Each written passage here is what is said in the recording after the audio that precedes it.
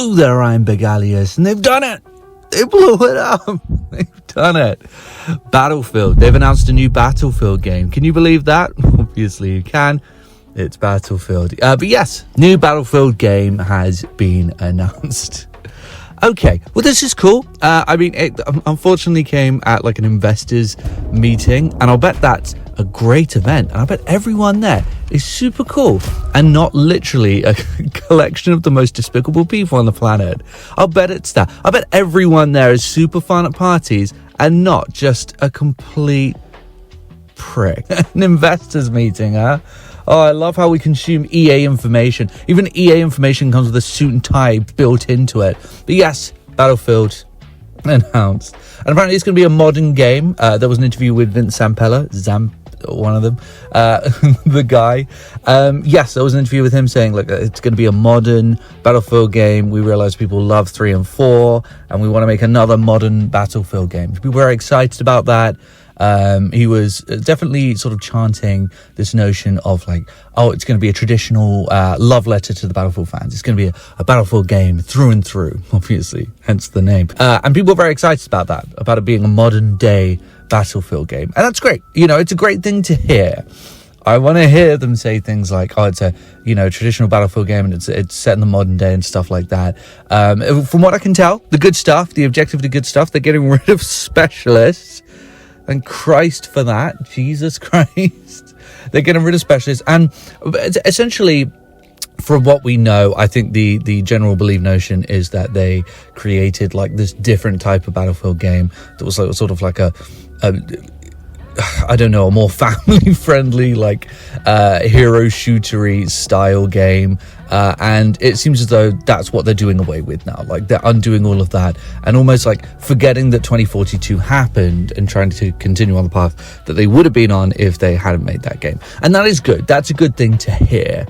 But yes, I'm being very specific with my language because I'm being very cautious with this, and you should be cautious too. You should always be cautious, especially when you haven't actually seen the gameplay for a game that's just been announced. We should be cautious anyway, because there are a lot of variables to this. It's easy to be excited, if you jack frags or a special order, and you're like, oh my god, like this is great. Battlefield's going back to its old roots, and people are going to like it again. It's very easy to get excited about that, but I think we have to walk the line a little bit here and remember the issues of 2042 and why they're present. From what I remember, I got really like stuck deep into the rabbit hole.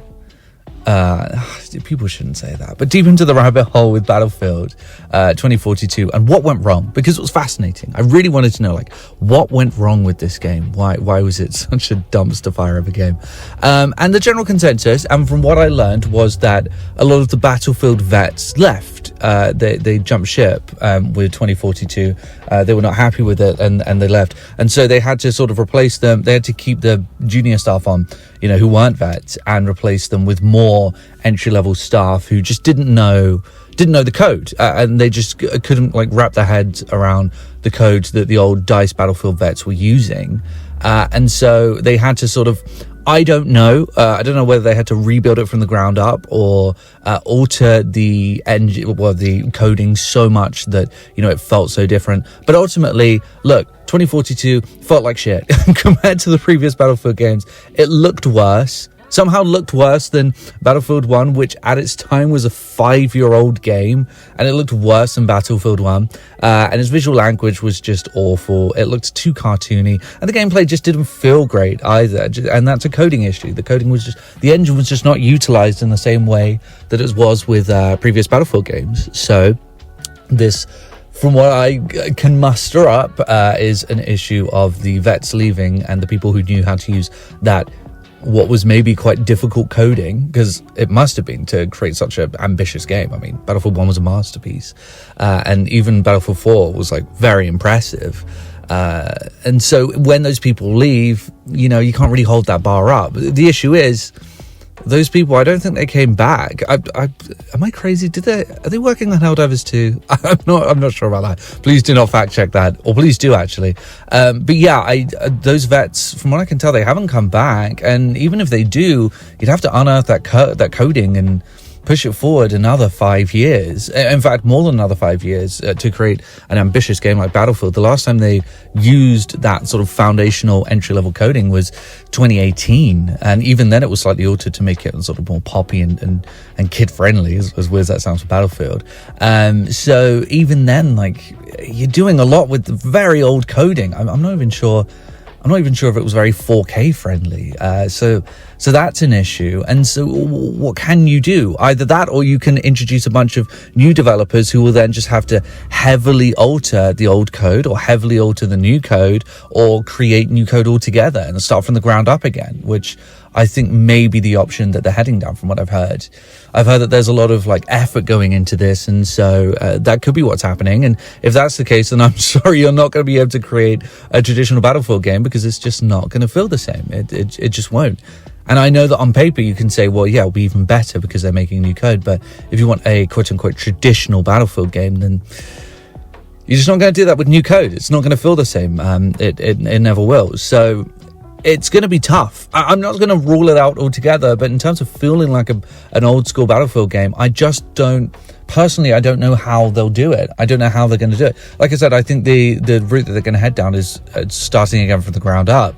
And maybe it will be great. Maybe it'll feel great, you know, even better than the old Battlefield games, but it won't feel traditional. So I don't know. And I've also heard that it's going to have various different developers, you know, developing this game. And people are excited about that. They're like, oh my God, but, you know, DICE get to handle the multiplayer all by themselves. I should warn you, this is not even close to the first time this has happened. DICE usually get to handle the multiplayer themselves, or at least nowadays, most of the time they get to. I mean, 2042 was multiplayer only. And 4 barely had a campaign, and so did 1. Hardline, they didn't develop the campaign for, it was just the multiplayer. So this often happens. You know, this is nothing new that they would be able to create the multiplayer itself. And not to be too pessimistic, but in terms of the modern setting, I'm very confused by this. I can't really figure out why people are so excited about the modern setting. 2042 isn't that far off. It's less than 20 years from now, and it was at the time, you know, 20 years from the development of the game or the release of the game, bar a year. 20 years isn't anything overly crazy. It's not going to give us, you know, crazy futuristic tech. And from what I can remember from the game, it didn't give us crazy futuristic. Damn, why can't I say that this morning? It didn't give us crazy tech. It was just standard modern stuff with a futuristic edge. And quite frankly, when you develop a modern game, you have to introduce futuristic tech because A, the military have tech that's more advanced than what we have, and B, you're going to want it to, you know, feel a little bit fun and not too grounded. So I'm a little bit confused by that. I mean, if you track back the current day minus 20 years, you're looking at 2004. And in fact, the current day minus 18 years, which is what we're looking at now. So the current day minus 18 years is 2006. That would be the tech of like COD 4, which in my opinion doesn't feel that far back. So I don't know, I'm not getting overly excited about the modern setting. It feels like it was just a modern setting anyway.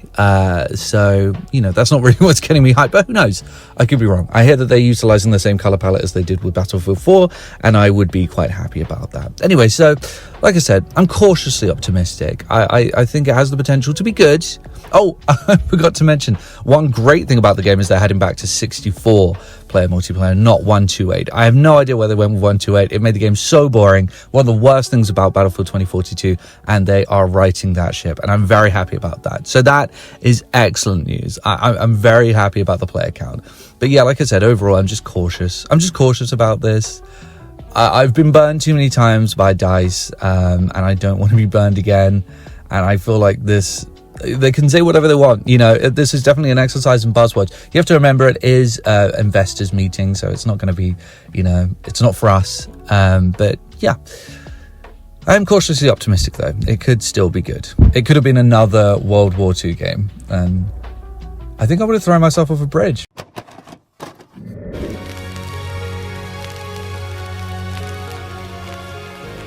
PlayStation's only $149, and you can also get leading titles.